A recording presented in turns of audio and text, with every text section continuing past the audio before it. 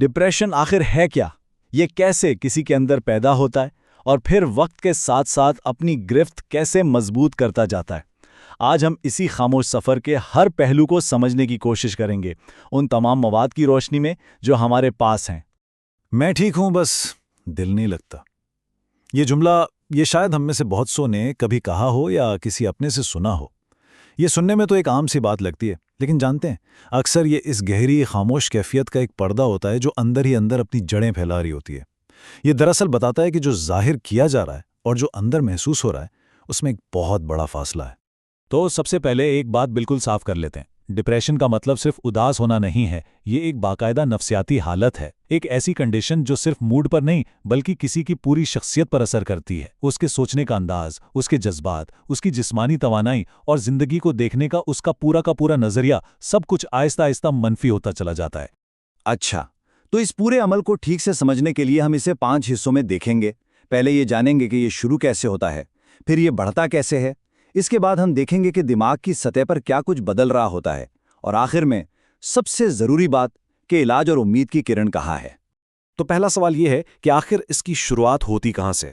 एक बात याद रखने वाली है कि डिप्रेशन कोई ऐसी चीज नहीं जो अचानक एक दिन में आ जाए। नहीं, ये एक पूरा प्रोसेस है, एक ऐसा अमल जो कई मराहिल से गुजरकर अपनी शक्ल बनाता है।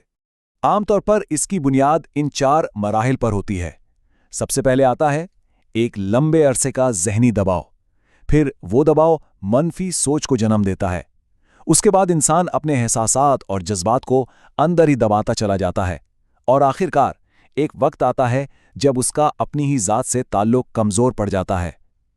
चलें इन सबको एक एक करके जरा करीब से देखते हैं। देखिए, जब कोई भी इंसान मुसलसल किसी दबाव का शिकार रहे, चाहे वो माली परेशानी हो, रिश्तों में टेंशन हो, काम का बहुत ज्यादा बोझ हो या कोई गहरा जज्बाती सदमा, तो दिमाग का जो स्ट्रेस सिस्टम है वो हर वक्त ऑन रहता है, और इस मुसलसल एक्टिव रहने की वजह से दिमाग में खुशी और सुकून देने वाले केमिकल्स जैसे सेरोटोनिन और डोपामिन कम होने लगते हैं। आप यूं समझ लें कि जैसे दिमाग की अंदरूनी बैटरी धीरे धीरे खत्म हो रही हो।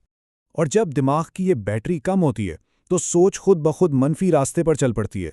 मैं नाकाम हूं, मुझसे कुछ भी ठीक नहीं होता, मेरी कोई अहमियत ही नहीं है। ये ख्यालात बस आते जाते नहीं, बल्कि ये एक ऑटोमेटिक आदत बन जाते हैं।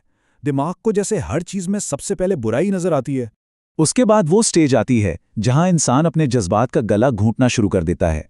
जब आंसुओं को कमजोरी समझकर रोक लिया जाए, जब दिल की बात करना बंद कर दी जाए और मदद मांगने में शर्मिंदगी महसूस होने लगे, तो ये सारे दबे हुए जज्बात अंदर ही अंदर जमा होकर दिमाग को और भी थका देते हैं। और यहां आके डिप्रेशन की तस्वीर बिल्कुल वाज़ेह होने लगती है। जिन कामों से कभी खुशी मिलती थी, अब वो भी बेमानी लगते हैं। इंसान को लगता है कि वो अपनी पहचान खो रहा है और वो खुद दूसरों पर एक बोझ बन गया है। उसका अपनी ही जात से, अपने आप से राब्ता जैसे टूट सा जाता है। अच्छा, अगर इन मराहिल पर डिप्रेशन को रोका ना जाए तो ये खुद को और मजबूत कैसे करता है? दरअसल ये एक ऐसा खुदकार चक्कर बना लेता है, एक सेल्फ फीडिंग साइकिल, जिससे निकलना वक्त गुजरने के साथ साथ और भी मुश्किल हो जाता है। ये चक्कर बुनियादी तौर पर 4 चीजों से मिलकर चलता है: तन्हाई, जिस्मानी असरात, जज्बाती तौर पर सुन्न हो जाना और आखिर में गहरी नाउम्मीदी। ये चारों चीजें मिलकर डिप्रेशन की आग पर जैसे तेल का काम करती हैं। डिप्रेशन का शिकार शख्स आहिस्ता आहिस्ता लोगों से कटने लगता है।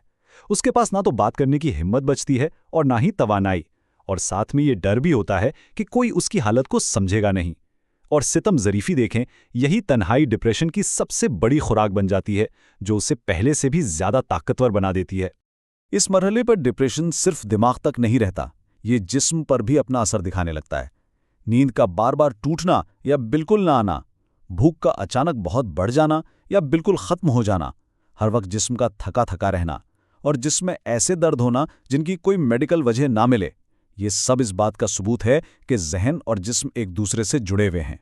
जब डिप्रेशन बहुत गहरा हो जाता है तो इंसान एक अजीब सी कैफियत में चला जाता है, जिसे जज्बाती बेहिसी कहते हैं। ना खुशी की खुशी महसूस होती है, ना गम का दुख, ना किसी बात पर गुस्सा आता है। सब कुछ खाली बेरंग सा लगता है।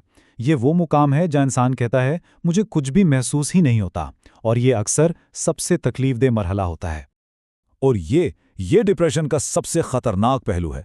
जब नाउमीदी और बेमकसदी के ख्यालात जहन पर हावी हो जाते हैं तो इंसान को लगने लगता है कि उसकी जिंदगी का कोई फायदा नहीं और शायद उसके ना होने से बाकी सब लोग ज्यादा खुश रहेंगे। ये सोच डिप्रेशन की गिरफ्त को इंतहा तक ले जाती है। लेकिन सवाल यह है कि ये सब कुछ इतना सच, इतना हकीकी क्यों लगता है? आखिर हमारे दिमाग के अंदर ऐसी क्या तब्दीलियां आ रही होती हैं? आइए जरा देखते हैं कि साइंस इस बारे में क्या बताती है। रिसर्च हमें बताती है कि डिप्रेशन में दिमाग का वो हिस्सा जो सोचने, समझने और फैसले करने का काम करता है, यानी प्री फ्रंटल कॉर्टेक्स, वो सुस्त पड़ जाता है, जबकि खौफ और खतरे को महसूस करने वाला हिस्सा यानी अमिगडाला वो बहुत ज्यादा हसास हो जाता है। इसका नतीजा ये निकलता है कि दिमाग हर मनफी बात को ज्यादा तवज्जो देता है और बार बार मनफी सोचने से दिमाग में वो रास्ते और भी पक्के हो जाते हैं। इसीलिए डिप्रेशन में मुब्तला शख्स को अपनी मनफी सोच एक ख्याल नहीं बल्कि एक ठोस हकीकत लगती है। यहां तक हमने मसले की गहराई को समझाए, लेकिन कहानी यहां पर खत्म नहीं होती।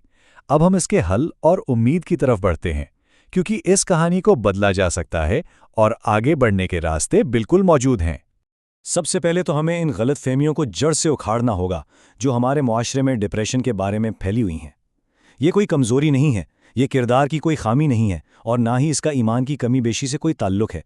ये एक काबिले इलाज नफ्सियाती और तिब्बी मसला है, बिल्कुल किसी और बीमारी की तरह। तो सबसे अहम नुक्ता यह है कि उम्मीद बाकी है। सही इलाज और मदद से दिमाग की केमिस्ट्री को दोबारा बैलेंस किया जा सकता है, सोच के मनफी पैटर्न्स को बदला जा सकता है और सबसे बढ़कर जिंदगी में दिलचस्पी और जीने का वो एहसास वापस लाया जा सकता है। बहाली बिल्कुल मुमकिन है। और आखिर में सबसे अहम पैगाम यही है, खामोशी डिप्रेशन को और ताकतवर बनाती है, जबकि बात करना इस जंजीर को तोड़ने का पहला कदम है। अगर डिप्रेशन को सही तरह समझ लिया जाए तो इसे शिकस्त भी दी जा सकती है।